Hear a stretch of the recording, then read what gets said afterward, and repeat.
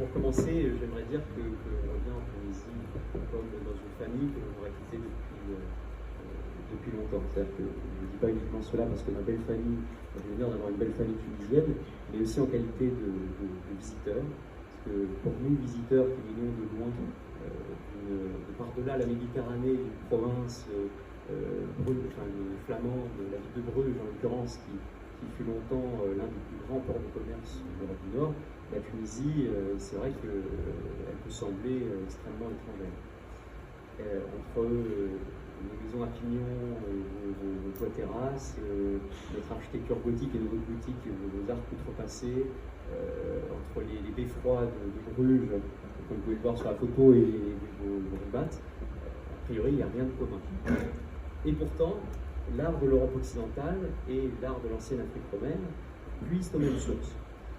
Quand nous sommes devant la grande mosquée de Kérouan, qui compte parmi les plus belles créations de l'islam, nous sommes séduits, évidemment, étonnés, mais pas déconcertés, parce que nous sentons qu'elle est imprégnée de traditions qui sont proches de nous. La Tunisie et l'Europe occidentale ont été nourries finalement au même mamelle, celle de l'Empire, byzantin chez vous et latin chez nous. Le dernier millénaire a séparé nos cultures et leur a donné à chacune un caractère différent. Et si nous faisions l'effort de regarder au-delà de la période historique récente, eh bien nous verrions que l'art musulman et l'art occidental chrétien procèdent d'une antiquité commune. Si les circonstances ont conduit votre architecture à prendre une forme différente de la nôtre, il ne faut pas oublier que les deux sont lointainement cousines. Alors qu'elles avaient des fondations communes de Moyen-Âge, les a lentement distinguées, sans parler évidemment du climat, puisque vous devez vous protéger du soleil et de la sécheresse, alors que nous, les habitants des contrées du Nord, on est plutôt du froid, sans parler non plus des matériaux comme le bois que nous avons en abondance et dont vous manquez, ou la terre que nous puisons et que vous pouvez employer. En fait, ce sont là des contingences du climat, de la géologie, de la nature, qui déterminent l'architecture autant que le font la culture, l'histoire et la religion. Il faut ces deux choses, la culture et la nécessité, pour fonder un socle de tradition. Alors, cependant, depuis la fin de la Seconde Guerre mondiale, on assiste à un phénomène très paradoxal.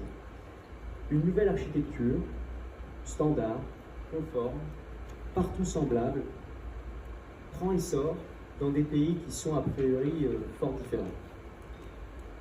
Dans le monde entier, et même dans des pays que tout oppose, on voit apparaître des constructions en béton armé, des tours immenses en verre, en acier de 50 étages, des maisons cubiques aux parois blanches, lisses.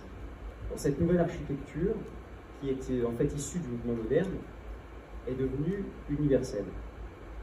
Il n'y a guère que dans des endroits extrêmement reculés, qui ne connaissent pas les moyens et les techniques modernes de construction, que la tradition peut encore s'épanouir sous des formes riches et variées.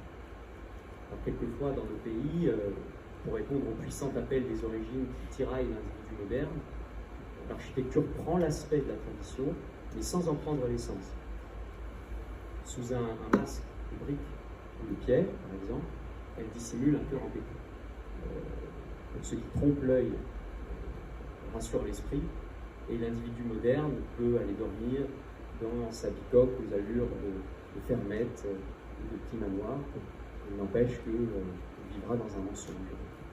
Il croira avoir défié la modernité industrielle, mais en vérité, il sera devenu son plus fidèle débiteur.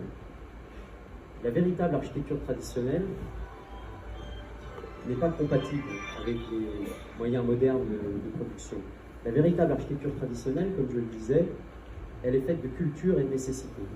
C'est la culture qui vous a fait ériger des minarets, et c'est la nécessité qui les a fait tuer. Mais aujourd'hui, si vous voulez que le particulier se dilue dans le mondial, et que la nécessité est vaincue par la puissance illimitée du transport et de l'industrie, quelle utilité peut bien avoir la tradition? C'est la question qui nous occupe aujourd'hui, et c'est pour y répondre que nous avons créé la table ronde de l'architecture, notre association. Notre association, c'est un groupe de réflexion et d'action sur le devenir de l'architecture. On essaye de formuler des constats honnêtes et d'apporter de bonnes solutions aux problèmes que nous constatons dans l'architecture, dont certains se posent aussi d'ailleurs ici en Tunisie. Et j'espère que certaines de nos solutions pourront vous être utiles. L'architecture, mais peut-être avant de poursuivre, j'aimerais vous dire le cheminement qui vous a amené à penser cela. L'architecture moderniste, comme je le disais, est devenue universelle à la faveur de l'apparition de nouveaux moyens de construction. D'abord, le ciment Portland, qui, doublé d'une armature en métal, se généralise dans la seconde moitié du XXe siècle et rend superflu le travail artisanal de maçonnerie, de charpente, de couverture, et de tous les métiers qui, autrefois, avaient l'habitude d'intervenir dans le gros œuvre. Ensuite, de par la vitesse et l'ampleur des chantiers en béton, le marché de la construction tend à se concentrer aux mains d'entreprises qui, pour optimiser leur rendement, poussent l'architecture à se conformer à des modèles. Et c'est le début de l'uniformisation. Enfin, le développement de l'informatique, qui contraint les architectes à abandonner leurs feuilles de papier et leurs crayons et à les troquer contre un ordinateur, dont les logiciels poussent à l'abstraction, quand ils n'entretiennent pas des collusions criantes avec les grands producteurs de l'Internet. Et ajouter à cela la progression fulgurante de l'intelligence artificielle, qui bientôt remplacera l'intelligence humaine dans la conception des projets, et vous aurez un panorama complet de phénomènes qui affectent l'architecture à notre époque. Chez nous comme chez vous, à vrai dire dans le monde entier, la loi du moins cher a rendu obsolètes les maçons, les charpentiers, les couvreurs, les ferronniers, les maîtres verriers, qui n'ont eu d'autre choix que de disparaître ou survivre comme des animateurs folkloriques de la tradition. Les derniers mohicans de l'artisanat se maintiennent tant bien que mal, dans un monde où ils sont jugés trop chers, trop lents et trop archaïques. La chaîne de l'apprentissage est rompue, leur connaissance cesse de se transmettre, et ce qui n'est plus vivant finit par se perdre comme une longue. Alors voilà le tableau un peu déprimant, et je m'en excuse, de la trajectoire que prend l'architecture actuellement.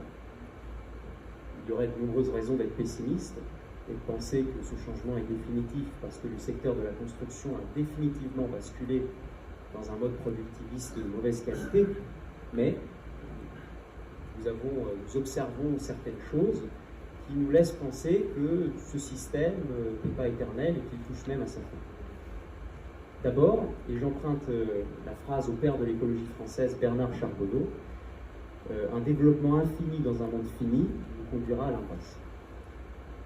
Au point de vue des ressources disponibles, les matériaux industriels de construction sont épuisables, et dans le cas du béton, presque épuisés. Évidemment, leur fabrication nécessite une quantité phénoménale de chaleur et conduit à produire une quantité au moins équivalente de gaz carbonique. Deuxièmement, la longévité des constructions modernes est devenue si insignifiante qu'un individu devra maintenant changer 3 fois de maison dans le cours de son existence. De l'aveu d'architectes qui ont construit récemment à Bruxelles, la durée de vie de leur construction ne devrait pas dépasser 25 ans.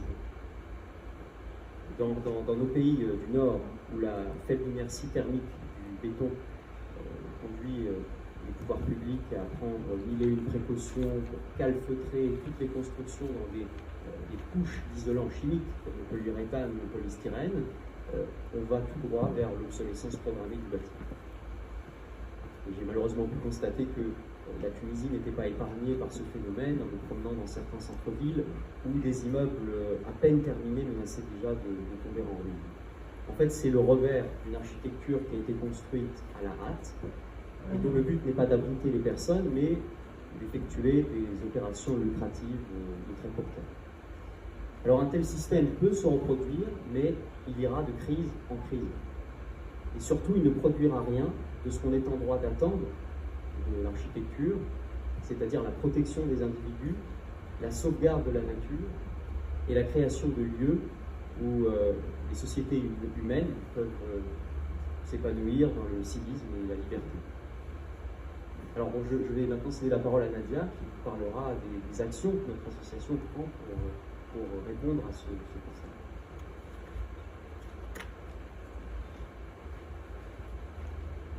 Bonjour à tous. Face à cela, notre association a ressenti l'urgence d'élaborer une alternative traditionnelle réaliste.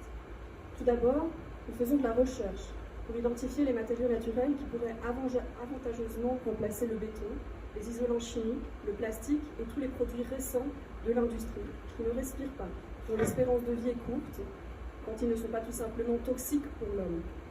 Nous parlons aux constructeurs, aux producteurs de matériaux et à tous les acteurs pragmatiques de l'économie du bâtiment qui sont prêts à remplacer les produits nocifs par la terre, la pierre, le bois et les fibres naturelles, pourvu qu'ils n'y perdent pas au change et que les normes à l'avenir les y incitent.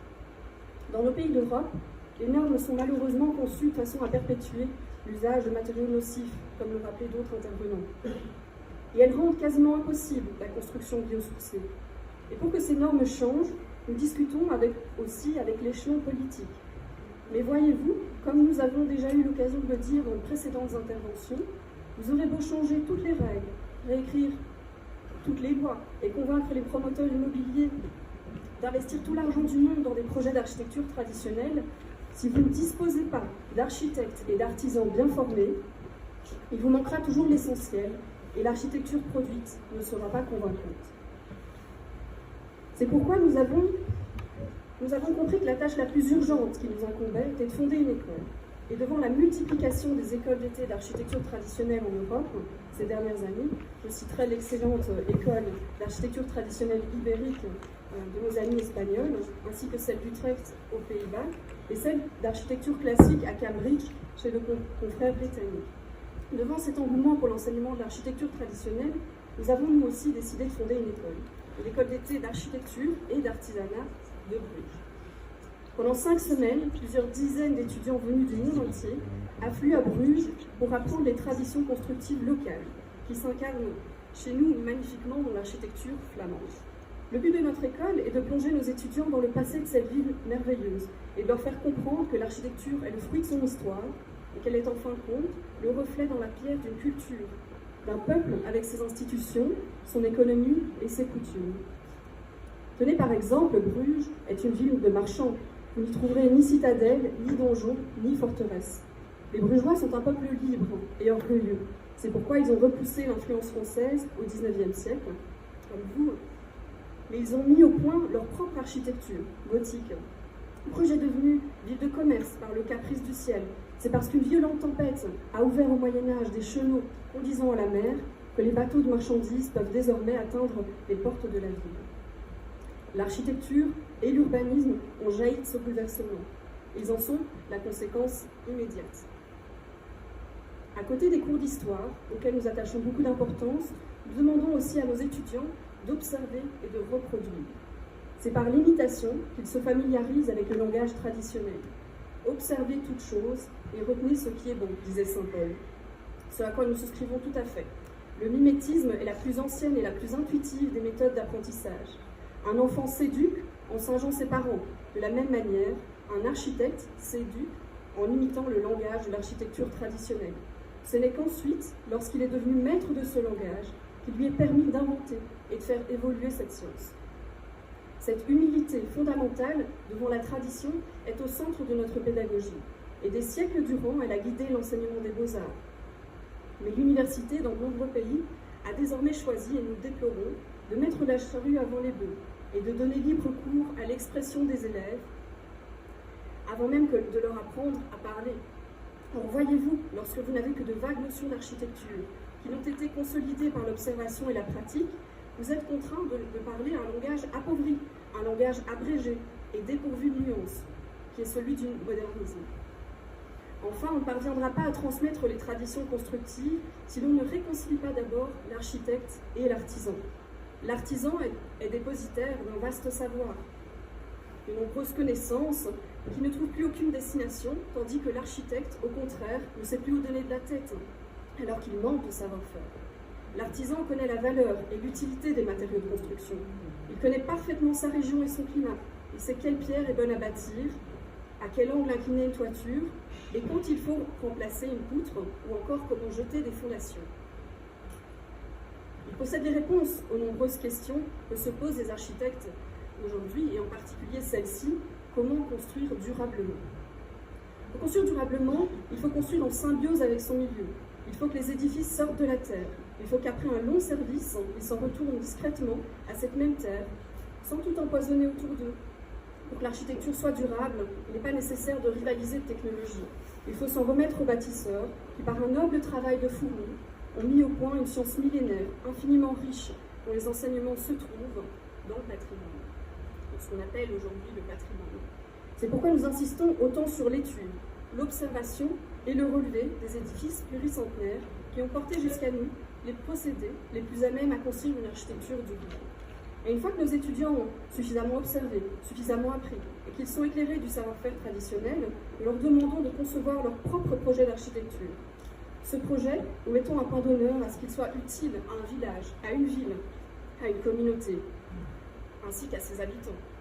Nous voulons démontrer par là que l'architecture traditionnelle n'est pas un exercice de nostalgie et qu'elle n'appartient pas au passé, mais qu'il s'agit d'une architecture bien vivante et féconde qui est notre allié pour faire face aux enjeux du monde moderne. Je m'arrêterai